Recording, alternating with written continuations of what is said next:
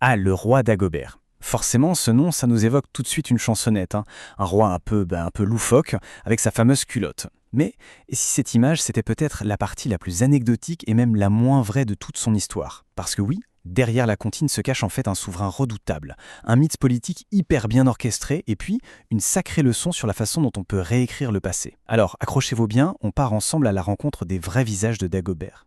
Bon, on va commencer par le plus simple, celui que tout le monde a en tête. Le personnage de la chanson, quoi. Ce bon roi Dagobert, super sympa, mais un peu tête en l'air, qui se fait gentiment reprendre par son ministre, le grand Saint-Éloi. C'est vraiment l'image d'Épinal qu'on a tous, c'est familier, c'est presque réconfortant. Sauf que, elle est complètement trompeuse. Et là, attention, premier coup de théâtre. Cette chanson, elle n'a rien de mérovingien, mais alors rien du tout.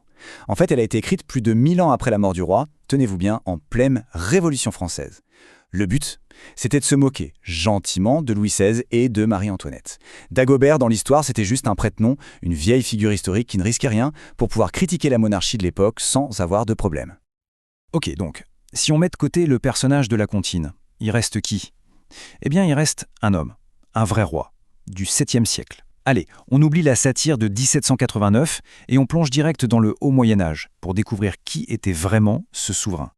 Et là, on est très très loin du monarque débonnaire de la chanson. Le vrai Dagobert, c'est un conquérant. Son ascension, elle est juste fulgurante. Pensez-y, en moins de 10 ans, il passe de roi d'une seule région, l'Austrasie, à maître absolu de tout le royaume des Francs. Il réunit la Neustrie, la Bourgogne, l'Aquitaine, tout ça sous une seule couronne. C'était un vrai unificateur, un pur stratège. En fait, c'est simple. Son règne, c'est l'apogée de la dynastie mérovingienne, le point culminant. On peut le dire sans hésiter. Dagobert Ier, c'est le dernier grand roi mérovingien, celui qui a eu le pouvoir le plus total, le plus incontesté, juste avant que sa lignée ne commence son long déclin. Et attention, ce pouvoir, il ne reposait pas que sur la diplomatie, hein. Il faut voir l'arsenal de son armée, l'ost franc. C'est assez fascinant. On parle de la franchisque, cette hache de lancer terrible, capable de fendre un bouclier. Ou de l'ongon, une lance avec des barbelures, une fois plantée, impossible de la retirer. C'est une véritable machine de guerre. C'est avec ça qu'il a soumis les Bretons et les Gascons. On est d'accord, c'est à des années-lumière de l'histoire de la culotte à l'envers. Bon, il y a quand même un élément de la comptine qui repose sur une base historique. C'est son conseiller, le fameux Saint-Éloi. La légende, elle est assez connue, Dagobert aurait donné à Éloi, qui était son orfèvre, assez d'or pour fabriquer un seul trône. Mais Éloi, par son honnêteté et son talent, il en aurait fabriqué 2, sans voler le moindre gramme d'or. C'est cette histoire un peu miraculeuse qui a forgé sa réputation de saint. Mais attention, cette collaboration, c'est pas juste une jolie histoire. Non, non. On a la preuve. La preuve, elle est là, juste sous nos yeux sur cette image.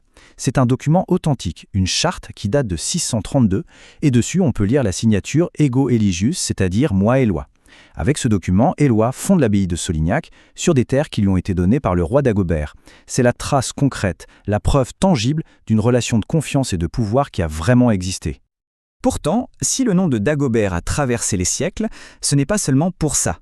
C'est surtout grâce à un autre acte, qui est devenu le plus célèbre de tous, la fondation de la grande abbaye de Saint-Denis. L'endroit qui allait devenir, rien que ça, la nécropole des rois de France. Et là, on touche vraiment au cœur de sa légende. Et l'histoire de cette fondation, on dirait un conte de fées. Écoutez un peu. Jeune, Dagobert chasse un cerf, qui va se réfugier dans une petite chapelle.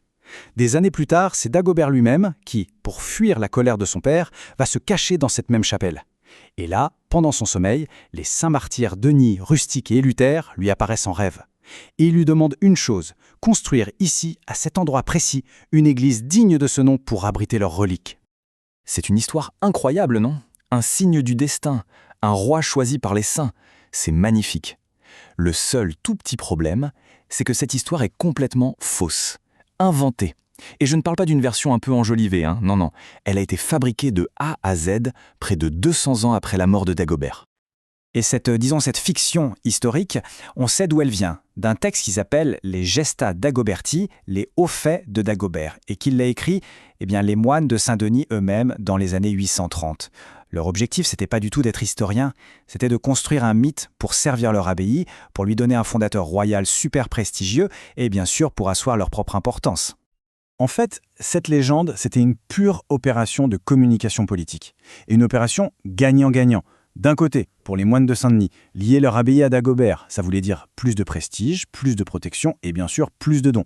Et de l'autre côté, pour la nouvelle dynastie au pouvoir, les Carolingiens, c'était parfait.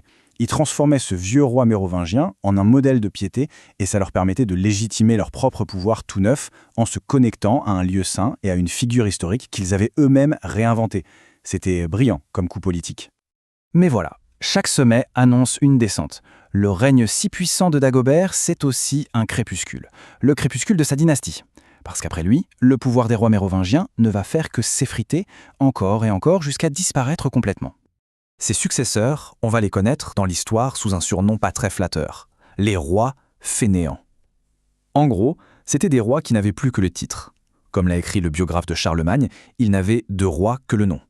Le vrai pouvoir, le pouvoir réel, il était passé dans les mains de leurs premiers ministres qu'on appelait les maires du palais. Et l'image qui leur colle à la peau depuis des siècles, c'est celle de rois un peu mous, qui se baladent tranquillement dans leur royaume sur un char tiré par des bœufs. C'est vraiment devenu le symbole de leur paresse, de leur décadence. Et pourtant, là encore, devinez quoi? C'est une manipulation de l'histoire. Ce fameux char à bœufs, en réalité, c'était sûrement le reste d'un très ancien rituel royal, une sorte de tournée sacrée où le roi se montrait à son peuple. Mais les Carolingiens, qui avaient besoin de justifier leur prise de pouvoir, ont été très malins. Ils ont pris ce symbole de tradition et l'ont transformé en un symbole de paresse. Un coup de génie en termes de propagande. Parce que oui, c'est bien de cette famille de maires du palais qu'est sortie la dynastie suivante. L'un d'entre eux, Pépin le Bref, va finir par tout simplement déposer le dernier roi mérovingien et se faire sacrer roi à sa place. Et ce Pépin le Bref, ce n'était autre que le père d'un certain Charlemagne. Bon, alors, si on récapitule tout ça, on a un premier Dagobert, le personnage. Une caricature, née de la Révolution, marrante, mais totalement hors sujet historiquement. Ensuite, on a le roi, le vrai.